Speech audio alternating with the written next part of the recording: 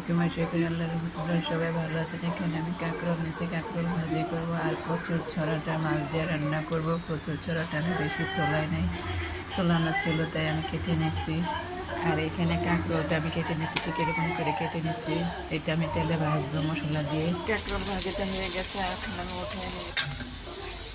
আমার ভাজিটা হয়ে গেছে, কচুর ছড়াটা বসাবো। এটা হচ্ছে খাড়ার খোঁজ, আপনারা কি নামে ডাকেন জানি না, কিন্তু আমাদের দেশে এটা খাড়ার খোঁজ বলে। ছোট ছোট একটা খোঁজ, এটা আমি কচুর ছড়ার মেঝে দিব, টক জাতীয় জিনিসের মেঝে। কচুর ছড়াটা আমি দিয়ে পরিষ্কার করেছি। কচুর ছড়াটা তরকারি কষানো হয়ে গেছে, এখন একটু সামান্য একটু গরম পানি দিয়ে দেবো। পেঁয়াজ আর খাড়ার খোঁজ আর কাঁচা মাছ নিয়ে নিয়েছি, মাছ দিয়ে উঠিয়ে নেব। তরকারিটা হয়ে গেছে, এখন মাছ ছাড়িয়ে এগুলো দিয়ে দেবো। তরকারিটা হয়ে গেছে, একটু পরিবেশ। আজ এই পর্যন্ত এখানে আমি কাঁকরোল ভাজি করছি আর প্রচুর ছড়া মাছ দিয়ে রান্না করছি। কেমন হয়েছে আমার ভিডিওটা প্লিজ আপনারা লাইক করে শেয়ার করে আমার জন্য দোয়া করবেন। আজ এই পর্যন্ত আমি একটু রান্না করছি। আসসালামু আলাইকুম, আল্লাহ হাফেজ।